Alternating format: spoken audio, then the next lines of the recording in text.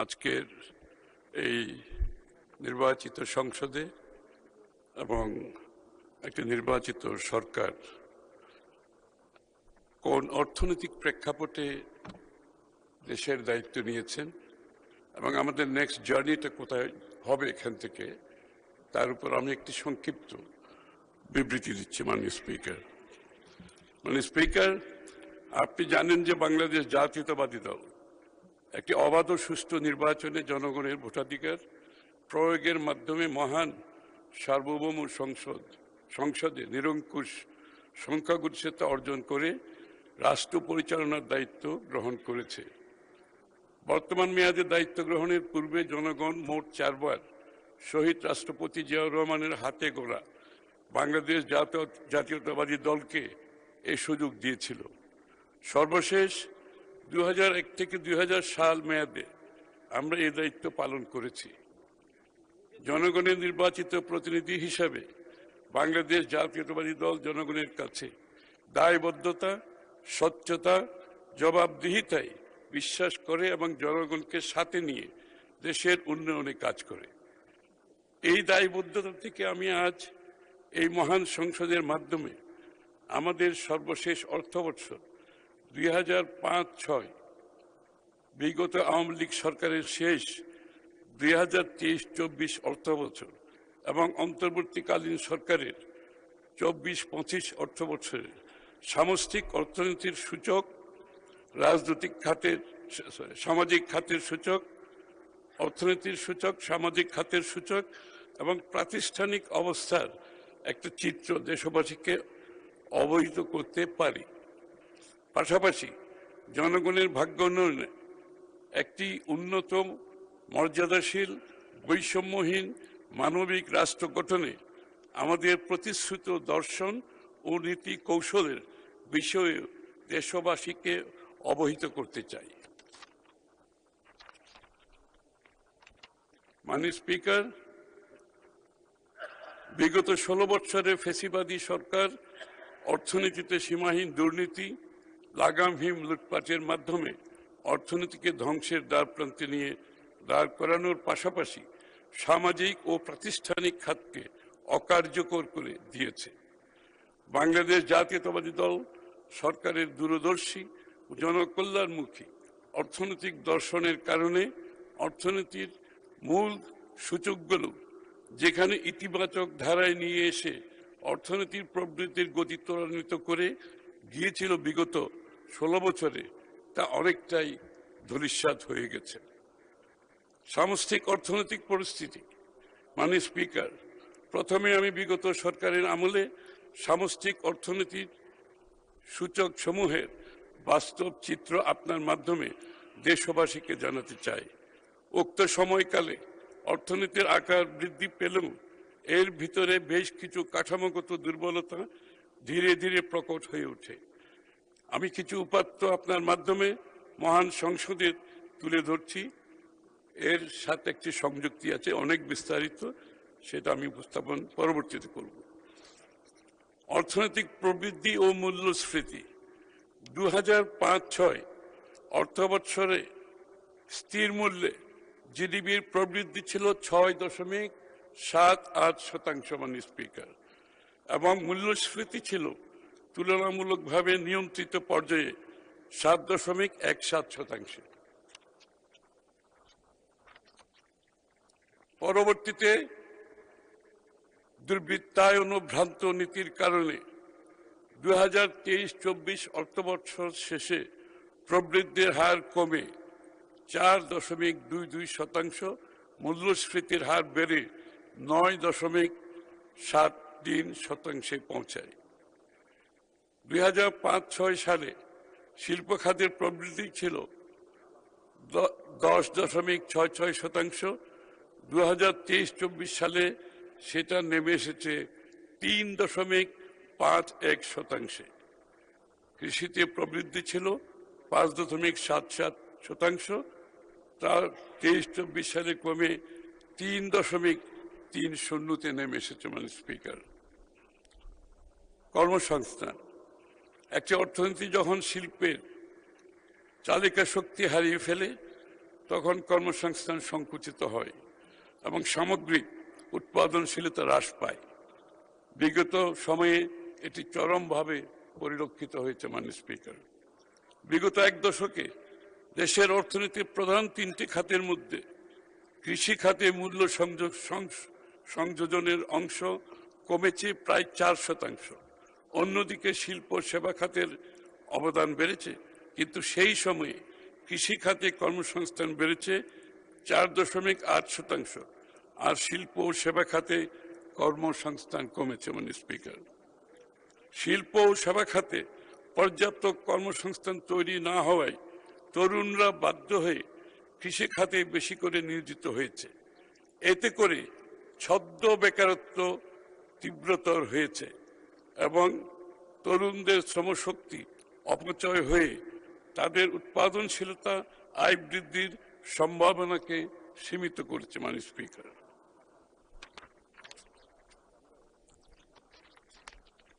বর্তমানে কৃষি খাত মোট জাতীয় মূল্য সংযোজনের 11.6% যোগ করলেও মোট কর্মসংস্থানের প্রায় 41% এই খাতে নিয়োজিত। এই বৈপরীত্য কৃষি খাতে শ্রমের নিম্ন উৎপাদনশীলতাকে ইঙ্গিত করে এবং শ্রমবাজারের গভীর কাঠামোগত দুর্বলতাকে স্পষ্ট করে, এবং এটা কর্মসৃজনবিহীন প্রবৃত্তি, জবলেস গ্রোথের ঝুঁকিরই পরিচায়ক। সঞ্চয় ও বিনিয়োগ 2001-06 সময়ে বিনিয়োগ সঞ্চয়ের মধ্যে একটি সুস্থ ভারসাম্য বজায় রাখতে নীতি গ্রহণ করা হয়েছিল। মাননীয় স্পিকার, যেখানে জাতীয় সঞ্চয় জিডিপির 29%, 94% এবং মোট বিনিয়োগ ছিল 28.75%। 2023-24 সালে এই চিত্র উল্টে গেছে। মাননীয় স্পিকার, বিনিয়োগ জিডিপির 30.70% হলেও সঞ্চয় নেমে এসেছে 28.42%। বিনিয়োগ সঞ্চয়কে ছাড়িয়ে যাওয়ার অতিরিক্ত চাহিদা বৈদেশিক উৎস হতে সংস্থান করা হয়েছে, ফলে বহিঃখাতের উপর চাপ বেড়েছে। টাকার বিনিময় হার 2005-06 সালে প্রতি ডলারের বিপরীতে টাকার মান ছিল 67.2 টাকা। 2023-24 সালে সেটা হয়েছে 111 টাকা এবং 2024-25 সালে আরো বেড়ে সেটা দাঁড়িয়েছে 121 টাকায়। ক্রমাগত অবচিতির কারণে 15 বছরে টাকার মান প্রায় অর্ধেক হয়ে গেছে। মাননীয় স্পিকার, ফলে আমদানি ব্যয় বেড়ে যায়, যা মূল্যস্ফীতিকে ত্বরান্বিত করেছে এবং সাধারণ মানুষের ক্রয় ক্ষমতাকে কমিয়ে জীবনযাত্রার ব্যয় বাড়িয়ে দিয়েছে কয়েক গুণ। মুদ্রা সরবরাহ 2005-06 অর্থ বছরে ব্যাপক মুদ্রা সরবরাহ M2 প্রবৃদ্ধি 19.3% ছিল এবং রিজার্ভ মুদ্রার প্রবৃদ্ধি ছিল 23.9%, যা অর্থনীতিকে প্রাণ শক্তির ইঙ্গিত দেয়। 2023-24 অর্থ বছরে এই চিত্র সম্পূর্ণ বদলে যায়। M2 প্রবৃদ্ধি কমে দাঁড়ায় 7.7%। রিজার্ভ মুদ্রার প্রবৃদ্ধি ছিল 7.9%। অভ্যন্তরীণ সম্পদ প্রবাহ জুন 2006 অভ্যন্তরীণ সম্পদের প্রবৃদ্ধি ছিল 19.5%, যা 2025 এ নেমে এসেছে 6.7%। অভ্যন্তরীণ ঋণের প্রবৃদ্ধিও 21.1% থেকে কমে 8% দাঁড়িয়েছে, যা বেসরকারি খাতে বিনিয়োগ মন্থরতা ও ব্যাংকিং খাতে তারল্য চাপের বহিঃপ্রকাশ। অভ্যন্তরীণ ঋণ প্রবাহ 2005-06 সালে বেসরকারি খাতে ঋণের প্রবৃদ্ধি ছিল 18.3%। অন্যদিকে আওয়ামী লীগের সময়ে মুদ্রানীতির অব্যবস্থাপনা সহ কাঠামোগত দুর্বলতার কারণে বেসরকারি খাতে ঋণের প্রবৃদ্ধি মাত্র 9.8% নেমে আসে, যা 2024-25 সালে আরও কমে 6.5% এসে পৌঁছেছে। সরকারের আর্থিক ব্যবস্থাপনা, রাজস্ব আদায়।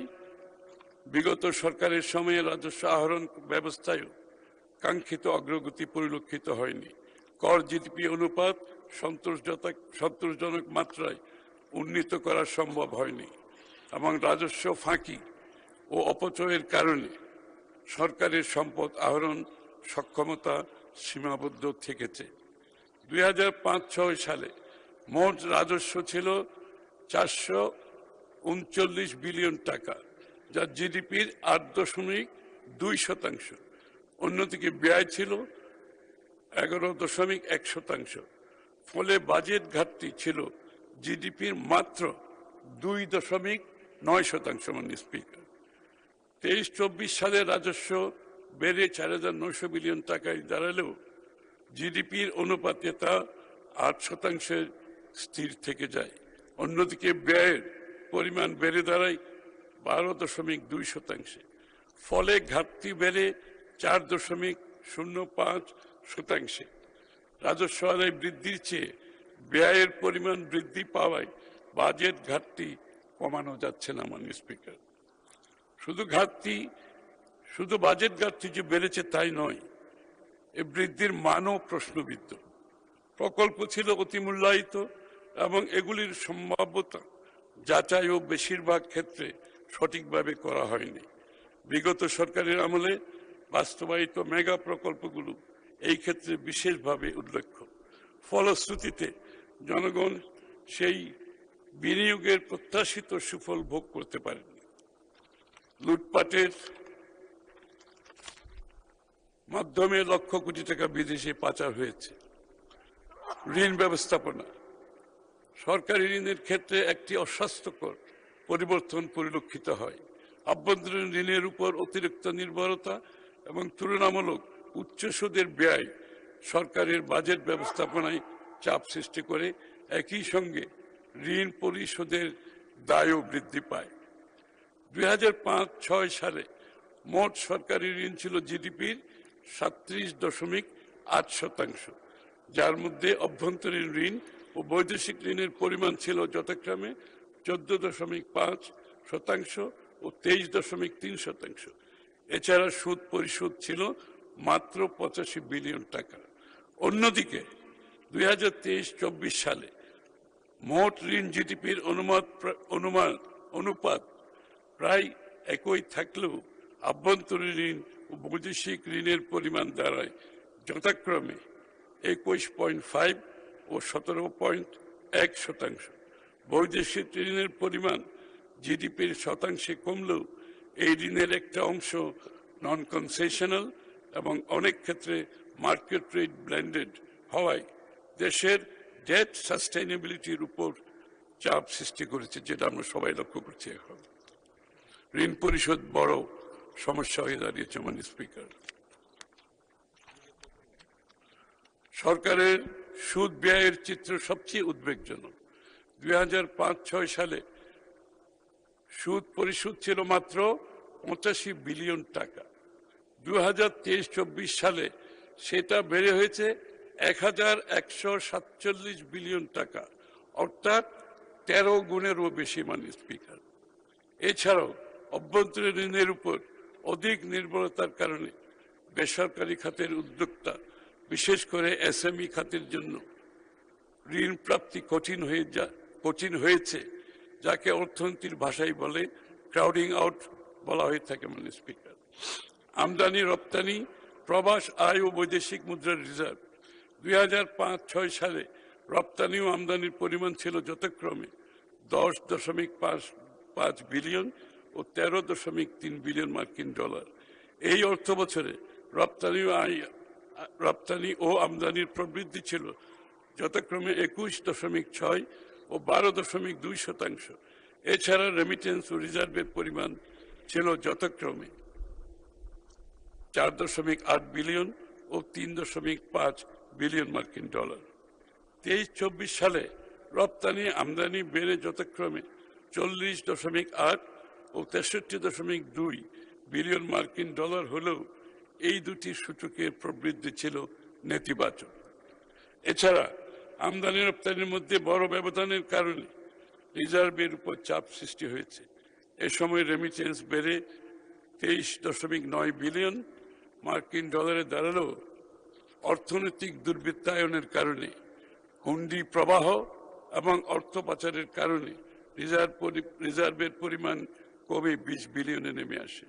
অন্তর্বর্তী সরকারের সময় রপ্তানি কিছুটা বাড়লেও আমদানি প্রবৃদ্ধি কমে এসেছে। রেমিটেন্স বা প্রবাস আয় উল্লেখযোগ্যভাবে বৃদ্ধি পেয়েছে, যেটা আমরা সবাই জানি যে বিগত স্বৈরাচার সরকারের সময় যে রেমিটেন্সগুলো বন্ধ করে রেখেছিল আমাদের যারা কাজ করে, সেটা ইন্টেরিয়াম সরকারের সময় সেটা বেড়েছে। এবং যেটা অ্যাকচুয়ালি আমি যেটাকে মনে করি, এটা হচ্ছে saving grace for the economy. ওটা যদি না বাড়তো, এই ইন্টেরিয়াম গভর্নমেন্টের সময় অর্থনীতি ম্যানেজ করা খুবই কঠিন হতো। কারণ সবগুলি সূচক, মাননীয় স্পিকার, আমরা যখন দায়িত্ব নিয়েছি ইন্টেরিয়াম গভর্নমেন্টের হাত থেকে, তখন সবগুলো অর্থনৈতিক সূচক নিম্নগামী। মাননীয় স্পিকার, সর্বোপরি মাননীয় স্পিকার, অর্থনীতির বিভিন্ন সূচকে পরিমাণগত অগ্রগতি থাকা সত্ত্বেও গুণগত দিক থেকে ভারসাম্যহীনতা, নীতি সমন্বয়ের ঘাটতি, কাঠামোগত দুর্বলতার কারণে অর্থনীতি একটি ঝুঁকিপূর্ণ অবস্থায় উপনীত হয়েছিল, যা থেকে উত্তরণ আজকের সরকারের জন্য একটি বড় চ্যালেঞ্জ। সামাজিক সূচক সমূহ ও প্রাতিষ্ঠানিক কাঠামো। মাননীয় স্পিকার, আমি এখন বিগত 16 বছরে আর্থসামাজিক সূচক সমূহ ও প্রাতিষ্ঠানিক দুর্বলতার বিষয়ে দৃষ্টি আকর্ষণ করতে চাই। মাথাপিছু জাতীয় আয়ের দিকে তাকালে সংখ্যাটা প্রথমে চমকপ্রদ মনে হতে পারে। মাথাপিছু আয়ের সংখ্যা নিয়েও বড় বিতর্ক আছে। মাথাপিছু আয় বেড়েছে, কিন্তু সেই আয়ের সিংহভাগ ছিল মুষ্টিমেয় কিছু সুবিধাভোগীর হাতে, যেটা পৃষ্ঠপোষকতার যে রাজনীতি আমরা দেখেছি বিগত দিনে। অর্থনৈতিক বৈষম্য, সম্পদের অসম বন্টন ব্যবস্থা, সুশাসনের অভাব, দুর্নীতির কারণে বৈষম্য বেড়েছে। বাংলাদেশ পরিসংখ্যান ব্যুরোর খানা আয় ও ব্যয় জরিপ, house hold income and expenditure survey এর তথ্য অনুযায়ী আয় ভিত্তিক জিনি কোএফিসিয়েন্ট 2005 সালে ছিল 0.4467। 2005-এর পর থেকে এই সূচকের ধারাবাহিক অবনতি হয়ে সর্বশেষ 2022 সালে এসে পৌঁছায় 0.499 পয়েন্টে। 2005 সালে সবচেয়ে ধনী 5% খানার আয় ছিল সবচেয়ে কম আয়ের 5% খানার 35 গুণ, অর্থাৎ ধনী 5%-এর খানার আয় ছিল সবচেয়ে কম আয়ের লোক চেয়ে 35 গুণ বেশি। 22 সালে এই সংখ্যা দাঁড়ায় 81 গুণ। ফলশ্রুতিতে একটি বৈষম্যমূলক অলিগার্কিক সমাজের উত্থান হয়েছে। সামাজিক সুরক্ষা কর্মসূচি। মাননীয় স্পিকার, সামাজিক সুরক্ষা কর্মসূচির আওতায় প্রান্তিক জনগোষ্ঠীকে ভাতা প্রদান করা হলেও এর কভারেজ ও ভাতার পরিমাণ মূল্যস্ফীতির সাথে সামঞ্জস্য রেখে যৌক্তিকীকরণ করা হয়নি। এতে উপকারভোগীরা অন্তর্ভুক্তিমূলক উন্নয়নের বাইরে থেকে গেছে, যা যথাক্রমে বৈষম্যকে বাড়িয়ে দিয়েছে। উপকারভোগী নির্বাচনও দলীয়করণ ও দুর্নীতির প্রমাণ অজস্র। মাননীয় স্পিকার, এই অর্থনৈতিক ও সামাজিক চ্যালেঞ্জগুলোর পেছনে একটি গুরুত্বপূর্ণ কারণ হলো রাষ্ট্রের গুরুত্বপূর্ণ প্রতিষ্ঠানগুলোকে দলীয়করণ ও দুর্নীতির মাধ্যমে ধ্বংস করা, যা বিগত ফ্যাসিস্ট সরকার সুনিপুণভাবে করে গেছে। এর মধ্যে আমি কয়েকটি কথা উল্লেখ করতে চাই। প্রশাসনিক কাঠামো, প্রশিক্ষিত পেশাদার ব্যুরোক্রেসি একটি রাষ্ট্রের জন্য গুরুত্বপূর্ণ এবং একটি রাজনৈতিক সরকারের সহযোগী হিসেবে ভূমিকা পালন করে থাকে।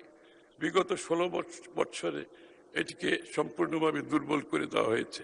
আর্থিক প্রতিষ্ঠান, বিগত সময়ে বিভিন্ন আর্থিক ও অর্থনৈতিক প্রতিষ্ঠানের কার্যকারিতা দুর্বল হয়ে পড়েছে। ব্যাংকিং খাতে সুশাসনের ঘাটতি, ঋণ খেলাপি বৃদ্ধি এবং তদারকি ব্যবস্থা দুর্বলতার কারণে অর্থনীতির ব্যাকবোন হিসাবে খ্যাত আর্থিক খাত ধ্বংসের কিনারায় এসে দাঁড়িয়েছে। ব্যাংকিং খাতের প্রকৃত অবস্থা বোঝার জন্য দুটি সূচক সবচেয়ে গুরুত্বপূর্ণ: শ্রেণীকৃত বা খেলাপি ঋণের হার এবং মূলধন পর্যাপ্ততা, ক্যাপিটাল অ্যাডিকুয়েসি অনুপাত বা ক্যাপিটাল অ্যাডিকুয়েসির বেশি সিএআর। বাংলাদেশ ব্যাংকের তথ্য অনুযায়ী 2005 সালের ডিসেম্বরে সামগ্রিক ব্যাংকিং খাতে খেলাপি ঋণের হার ছিল 13.6%। 2024 সালের ডিসেম্বরে এসে সেই চিত্র আমূল পাল্টে গেছে।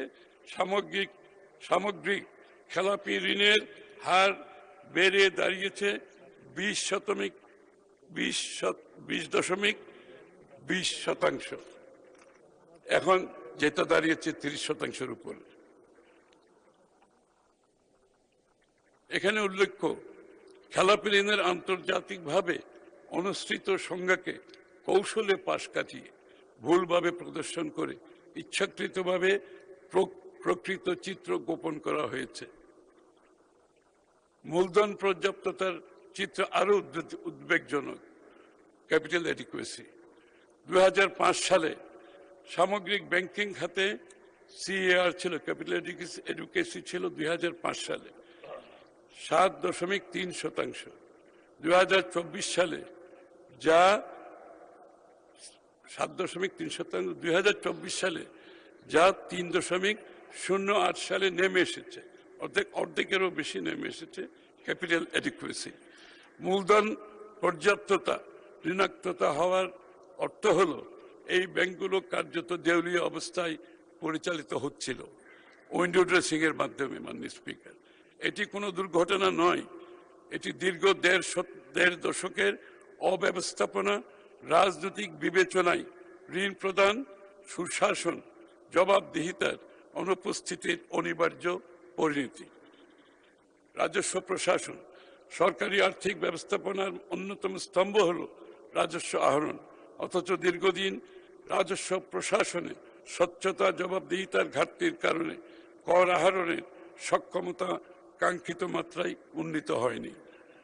তথ্য ব্যবস্থাপনা একইভাবে পরিসংখ্যান ও তথ্য ব্যবস্থাপনায় সীমাবদ্ধতার কারণে নীতি নির্ধারণের সময় উপযোগী ও নির্ভরযোগ্য তথ্য প্রাপ্তি অনেক ক্ষেত্রে বাধাগ্রস্ত হয়েছে। আমরা সবাই জানি বিবিএস এর রিপোর্টগুলো যেভাবে প্রশ্নবিদ্ধ হয়েছে। এক্ষেত্রে উল্লেখযোগ্য, রপ্তানির ক্ষেত্রে $10 বিলিয়ন অতিরঞ্জনের একটি তথ্য বিভ্রাট দীর্ঘদিন ধরে চলে আসছিল, যা সম্প্রতি সংশোধিত হয়েছে। মাননীয় স্পিকার, সরবরাহ চেইন, বাজার ব্যবস্থাপনা ও নিয়ন্ত্রণ কাঠামোর দুর্বলতার কারণে অনেক ক্ষেত্রে অস্বাভাবিক মূল্যবৃদ্ধি এবং সরবরাহ ব্যবস্থায় বিঘ্ন সৃষ্টি হয়েছে, যা সাধারণ মানুষের উপর অতিরিক্ত চাপ সৃষ্টি করেছে। বাজার সিন্ডিকেট দুর্নীতির স্বর্গরাজ্য হিসাবে এই পরিস্থিতিকে আরো নাজুক করেছে। সর্বোপরি মাননীয় স্পিকার, অন্তর্বর্তীকালীন সরকার একটি এমন আন্তর্জাতিক অর্থনৈতিক ব্যবস্থার দায়িত্ব গ্রহণ করে যেখানে বই খাতের চাপ, উচ্চ মূল্যস্ফীতি, মন্থর বিনিয়োগ, প্রাতিষ্ঠানিক দুর্বলতা একযুগে বিদ্যমান ছিল। এই প্রেক্ষাপটে অর্থনীতিকে স্থিতিশীল করা এবং আস্থা পুনঃপ্রতিষ্ঠা করা ছিল একটি বড় ও তাৎক্ষণিক চ্যালেঞ্জ। আমরা জানি ইন্টেরিয়াম গভর্নমেন্টের সময়ও সবগুলো ইন্ডিকেটর নিম্নগামী ছিল এবং সেখান থেকে এখন আমাদের জন্য একটা নতুন চ্যালেঞ্জ সৃষ্টি করেছে। মাননীয় স্পিকার, উল্লেখিত চ্যালেঞ্জ সমূহ মোকাবেলায় জনগণ বাংলাদেশ জাতীয়তাবাদী দলকেই তাদের ম্যান্ডেট দিয়েছে দেশ পরিচালনা এবং তাদের ভাগ্য পরিবর্তনে। বর্তমান সরকারের নিরঙ্কুশ বিজয়, জনপ্রত্যাশা পূরণে গৃহীতব্য কার্যক্রম। গত দীর্ঘ 16 বছরের দুঃশাসন, অর্থনৈতিক বিশৃঙ্খলা ও লুটপাট, সামাজিক বৈষম্য, প্রাতিষ্ঠানিক কাঠামো ধ্বংসের প্রেক্ষাপটে জনগণের অর্থনৈতিক ও সামাজিক মুক্তির লক্ষ্যে বাংলাদেশ জাতীয়তাবাদী দল তার নির্বাচনী ইশতেহারে সুনির্দিষ্ট লক্ষ্য ভিত্তিক এবং বাস্তবায়নযোগ্য কর্মসূচি ঘোষণা করে, যার পরিপ্রেক্ষিতে জনগণ 12ই ফেব্রুয়ারি ভোট উৎসবের মাধ্যমে বাংলাদেশ জাতীয়তাবাদী দলকে দেশ পরিচালনায় নিরঙ্কুশভাবে নির্বাচিত করেছে মাননীয় স্পিকার। নির্বাচিত হয়ে কাল বিলম্ব না করে মাননীয় প্রধানমন্ত্রীর নেতৃত্বে আমরা নির্বাচনী প্রতিশ্রুতি বাস্তবায়ন শুরু করেছি। জনগণকে দেওয়া বাংলাদেশ জাতীয়তাবাদী দলের উল্লেখযোগ্য নির্বাচনী প্রতিশ্রুতি। মাননীয় স্পিকার, অর্থনৈতিক উন্নয়নের লক্ষ্যে প্রদত্ত আমাদের উল্লেখযোগ্য নির্বাচনী প্রতিশ্রুতিগুলি আমি সংক্ষেপে উল্লেখ করছি। বৈষম্যহীন আর্থসামাজিক উন্নয়ন, টেকসই রাষ্ট্রীয় সক্ষমতা অর্জনের লক্ষ্যে প্রাথমিকভাবে 50 লক্ষ ফ্যামিলি কার্ড প্রদান, যা ইতিমধ্যেই শুরু হয়েছে এবং পর্যায়ক্রমে সকল পরিবারকে প্রদান করা হবে। প্রকৃত কৃষক, মৎস্যজীবী, পানি সম্পদ খামারিদের জন্য কৃষক কার্ড প্রদান, যার পাইলটিং ইতিমধ্যে করা হয়েছে। 10,000 টাকা পর্যন্ত সুদসহ কৃষি ঋণ মওকুফ করা, যা ইতিমধ্যে বাস্তবায়িত হয়েছে। 1 কোটি কর্মসংস্থান সৃষ্টির লক্ষ্যে তথ্য ও যোগাযোগ প্রযুক্তি আইসিটি খাতে 10 লক্ষ কর্মসংস্থান, যোগাযোগ ও পরিবহন খাতে সড়ক, রেল, নৌ বন্দর অবকাঠামোর আধুনিকীকরণ, সুনীল অর্থনীতি ব্লু ইকোনমি খাতকে গুরুত্ব দিয়ে সামুদ্রিক সম্পদ আহরণ ও ইকো ট্যুরিজম খাতে 10 লক্ষ কর্মসংস্থান সৃষ্টি। দেশ জুড়ে সৃজনশীল হাব গড়ে তোলার মাধ্যমে এই খাতসমূহে 5 লক্ষ কর্মসংস্থান সৃজন। আন্তর্জাতিক বাজারে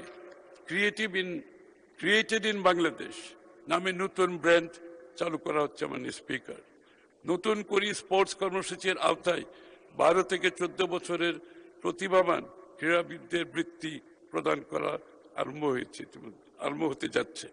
রাজস্ব ব্যবস্থাপনা শক্তিশালী অটোমেশনের মাধ্যমে কর জিডিপি অনুপাত মধ্যমেয়াদে 10% 2025 সালের মধ্যে 15% উন্নীতকরণ এর উদ্দেশ্যে কাজ চলছে।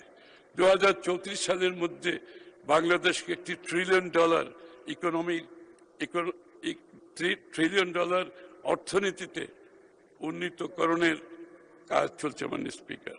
জনগণকে দেওয়া নির্বাচনী প্রতিশ্রুতির বাস্তবায়ন ও ট্রিলিয়ন ডলার অর্থনীতিতে রূপান্তর। মাননীয় স্পিকার, বর্তমান সরকারের মূল লক্ষ্য হল অর্থনৈতিক গণতন্ত্রায়ন, ডেমোক্রেটাইজেশন অব দি ইকোনমি ও বিনিয়ন্ত্রণের মাধ্যমে ডিরেগুলেশন এর মাধ্যমে উন্নয়ন নিশ্চিত করা, অর্থাৎ উন্নয়নের সুফল যাতে প্রতিটি নাগরিক ভোগ করতে পারে।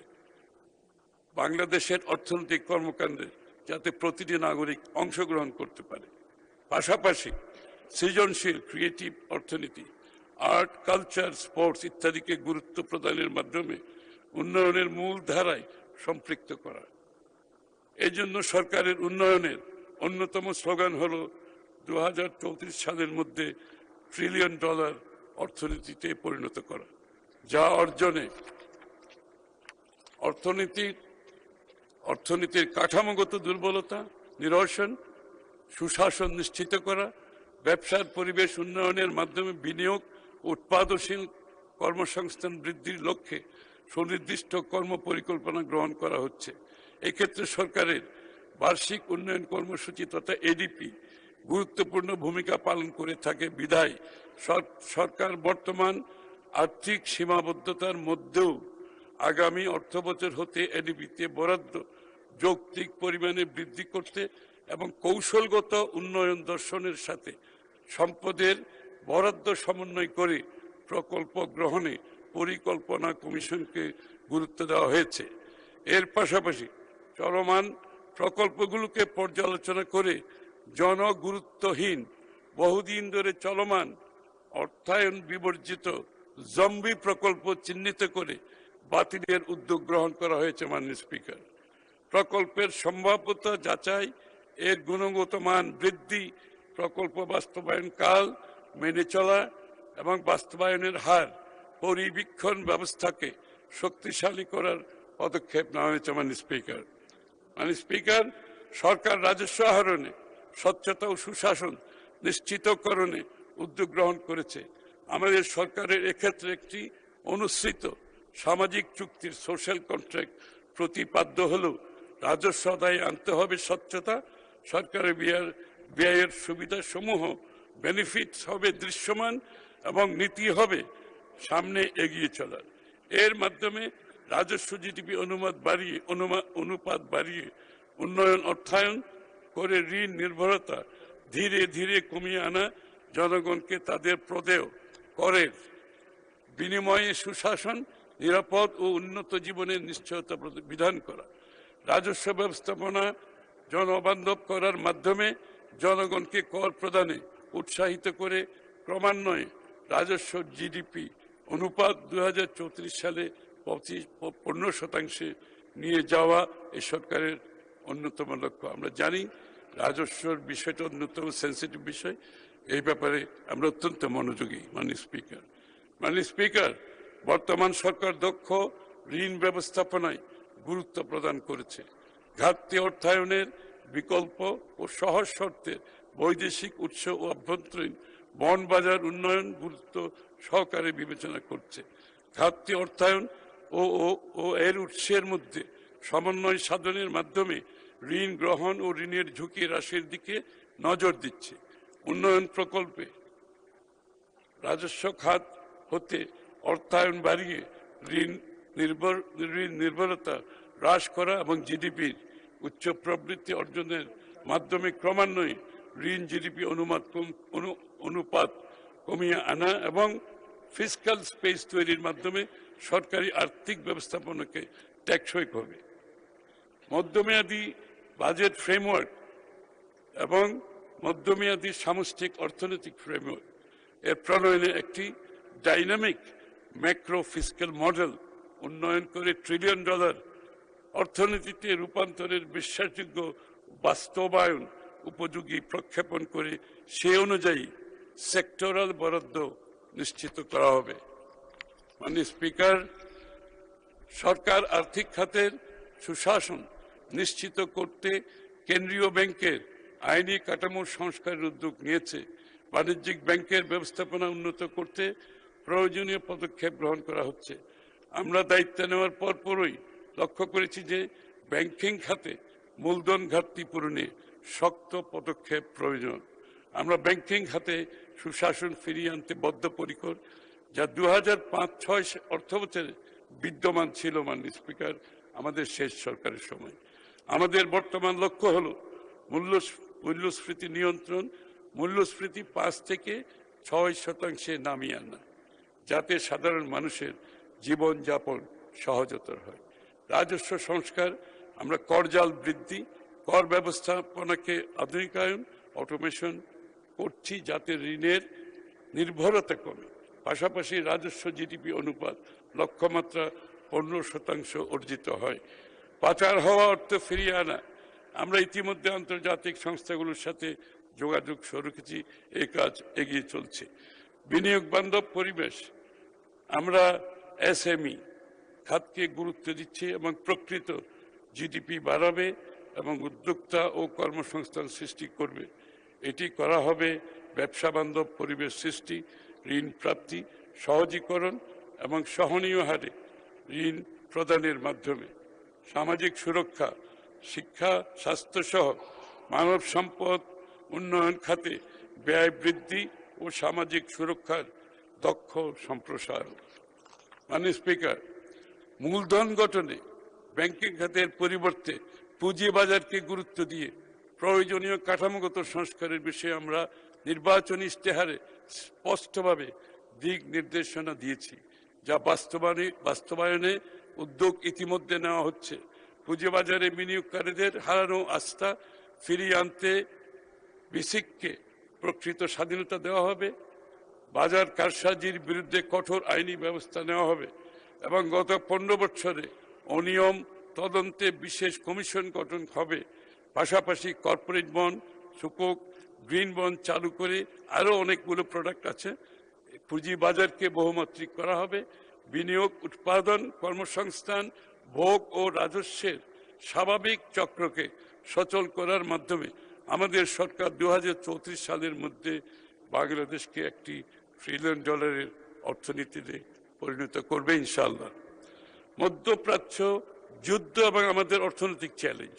মাননীয় স্পিকার, এখানে একটি বাস্তবতার কথা মহান সংসদের মাধ্যমে জনসাধারণকে জানানো প্রয়োজন।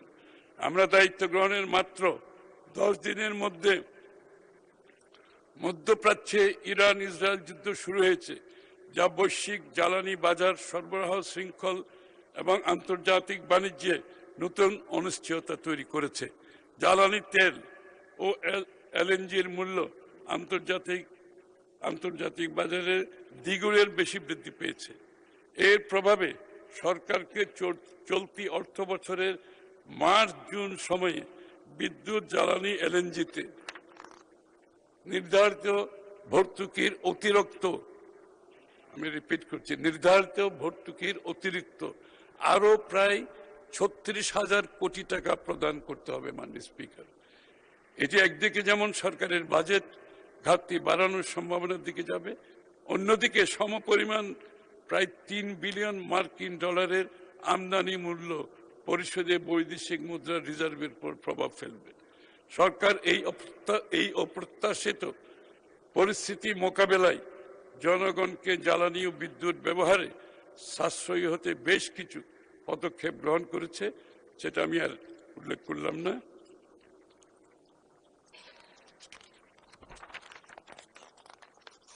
একটি আমদানি নির্ভর অর্থনীতি হিসাবে বাংলাদেশ এই ভূ রাজনৈতিক বাস্তবতার বাইরে নয়। মাননীয় স্পিকার, বৈশ্বিক বাজারে জ্বালানির উচ্চ মূল্যের কারণে সরকারের অতিরিক্ত ভর্তুকি প্রদানের প্রয়োজন হলেও জনগণের কষ্টের কথা মাথায় রেখে সরকার এখনো পর্যন্ত মূল্য সমন্বয় না করে পূর্বের মূল্যই বহাল রেখেছে। মাননীয় স্পিকার, এই প্রতিকূল বৈশ্বিক পরিবেশের মধ্যে আমাদের অর্থনীতিকে সামনে এগিয়ে নিতে হবে এবং আমরা এই চ্যালেঞ্জ মোকাবেলায় প্রস্তুত ইনশাআল্লাহ। মাননীয় স্পিকার, আমরা অর্থনীতির বিভিন্ন ক্ষেত্রে